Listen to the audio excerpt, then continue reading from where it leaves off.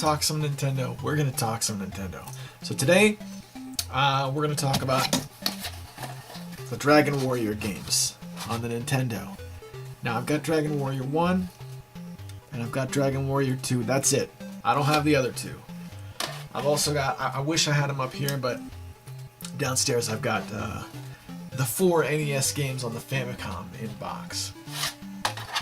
So, my first introduction to the Dragon Warrior series was Dragon Warrior 3, which I don't have here. It was the first time I ever saw a turn-based, not turn-based, but it's the first time I ever saw an RPG on the Nintendo. The only game like it I'd ever seen before was Wizardry on the computer. Dragon Warrior 3. I saw it. My brothers had got a hold of a Nintendo, and they got a hold of a TV in secret. My parents had no idea. And they went downstairs to my dad's workshop, and they set this TV up underneath of his workbench. He'd never find it there. He wasn't going down there. And that's where I experienced Dragon Warrior for the first time. This first game I got a little later in life.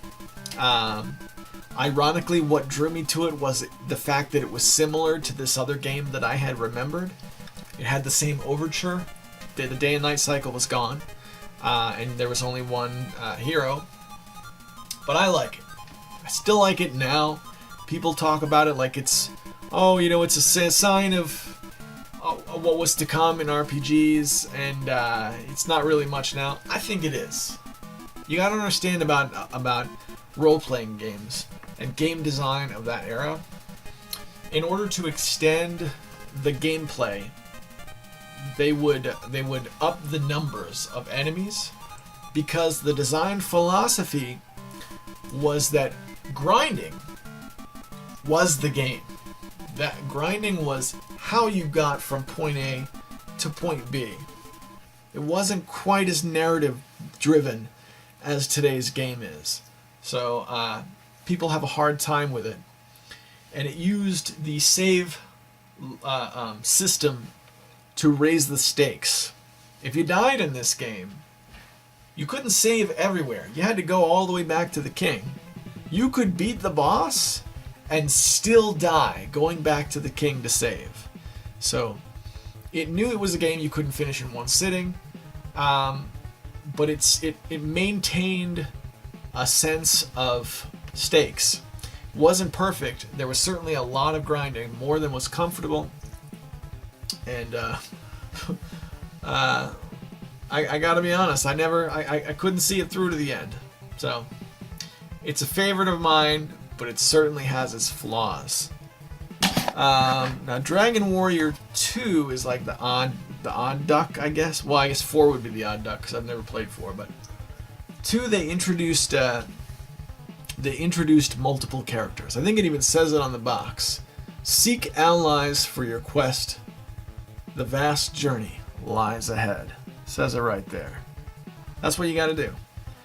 This was different from the first Dragon Warrior in that I actually got lost playing this game. I got lost when I played it as a teenager, and I don't think I've ever, to be honest, gone back there and tried to pass this place. So the portion I got lost at. So for me, Dragon Warrior was Dragon Warrior 1, and it was Dragon Warrior 3, and that's kind of where my experience stops. Beyond that, I got a hold of Dragon Quest 8 on the PS2.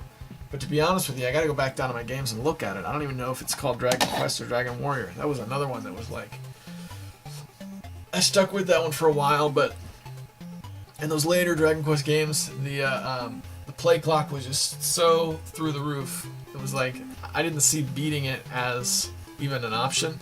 So I just played as far as I could. And, I played until I felt like I was ready to move on.